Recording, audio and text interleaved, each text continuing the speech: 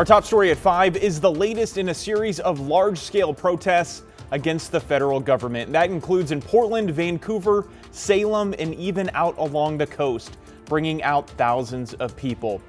Thanks so much for being with us. I'm John Adams. Our Jake Holter was at one of the protests in Portland and has more on why people decided to take part.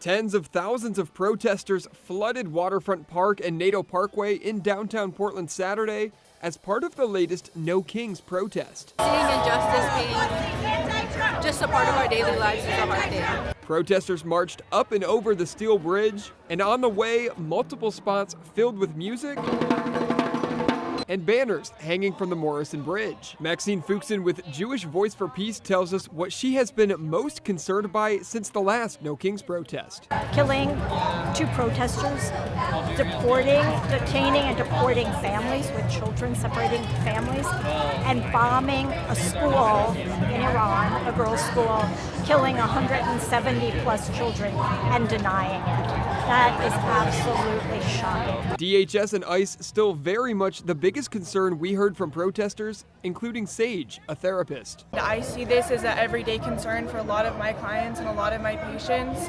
I have undocumented, I have a lot of minority populations, and I see a number one concern where am I going to see them the next week? Are they going to show up? They're concerned about if people are being taken. Which is why Sage and her friend Charlie came out to the rally. As a descendant of an immigrant, I think it's important that we protect our people. My ancestors, my grandmother came here to fight for me to give me a chance to have a better life. And so I think it's important that I stand up and protect them as well and use my voice. We also heard from Quincy, a first-time rally goer who was encouraged by the turnout Saturday. Really excited to get involved and see, the community out here supporting, a lot of big initiatives and want to see a lot of big changes happen in our country and things that people are happy about. So it gives me faith that we're not so lost, that there is a better tomorrow.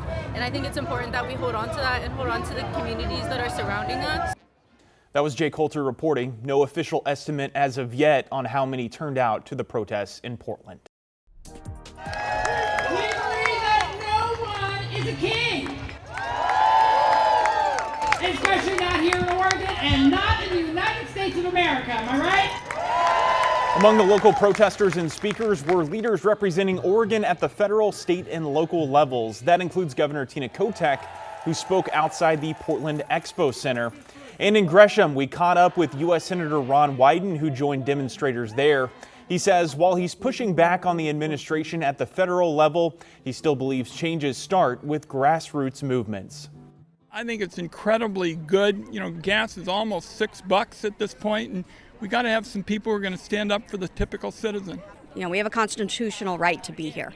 And so we're using it because the people in power are making decisions that are affecting our daily lives. Gas prices are through the roof. We've got grocery prices going up and down. I know people who are losing their jobs. And it wasn't limited to the Portland Metro or Vancouver. Our producer Andreas sent us this video showing protesters marching in Cannon Beach. One organizing group, Cannon Beach Indivisible, says they hold demonstrations every Saturday. The rallies in our area, part of more than 3,000 planned across every state in the U.S. Millions of people participating once again in demonstrations against the Trump administration. What is happening in America right now is wrong. It's destruction of democracy. It's absolutely tragic what's happening in this country and around the world. And I just want my voice to be heard with other people. These demonstrations come as President Trump faces increasing scrutiny over a range of issues, including the war with Iran, which was not approved by Congress. Since the war began February 28th, oil prices have surged as traffic through the Strait of Hormuz has been curtailed. AAA reports the national average for a gallon of regular gas is now just under $4, jumping more than 33% in a month.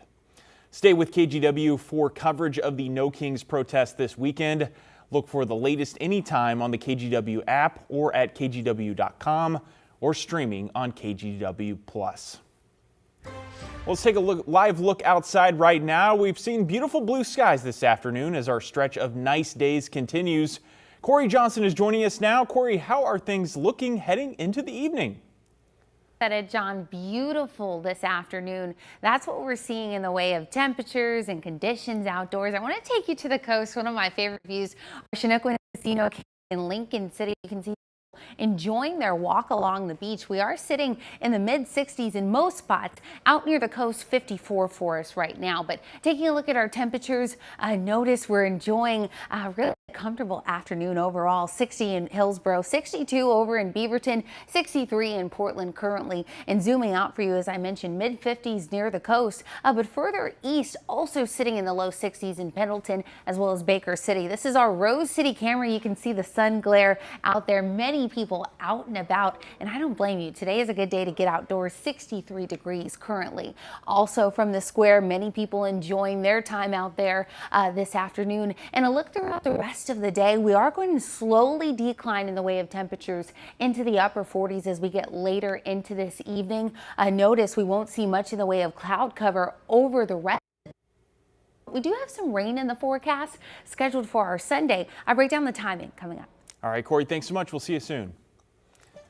A U.S. district judge has ordered television operator Nexstar Media Group to temporarily keep Tegna's assets separate pending a review of the acquisition for potential antitrust violations.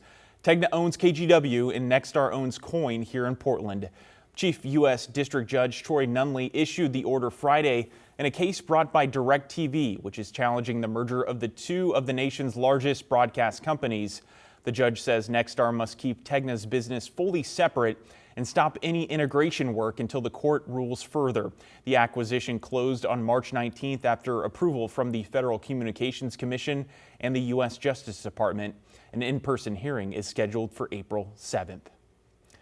New today out of Salem, a driver is facing charges including manslaughter and DUII after a deadly crash early this morning. Salem police say it happened just before 3:30 this morning on North Lancaster Drive near Weathers Street Northeast. Police arrived to find the victim, 54-year-old Daniel Lewis, dead at the scene in his car. Witnesses saw an SUV speeding away from the scene before getting into another crash. Police found the SUV with the driver inside and hurt. The driver, 35-year-old Romel Villarreal, was treated at the hospital, then later booked into jail. Meanwhile, another family is in mourning following the death of their daughter. Police say she was killed by a distracted driver. Catherine Cook spoke with her family last night. She was such an amazing human being and had a life with so much potential ahead of her. On the evening of March 21st, that potential, that life, snuffed out on Highway 217 near Allen Boulevard.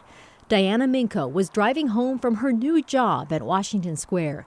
She'd just earned her first paycheck and was studying hard at PSU with dreams of becoming a doctor. Beaverton police say the driver behind Diana bent down to pick up his cell phone. Not realizing traffic had stopped, police say he rear-ended Diana, the impact sending her car into the one in front, killing her. What he did was just unforgivable. He took our daughter. He took someone who was just an incredible human being. Diana's parents, Loretta and Jessica Altman Pollock, say their daughter would have been 22 next week.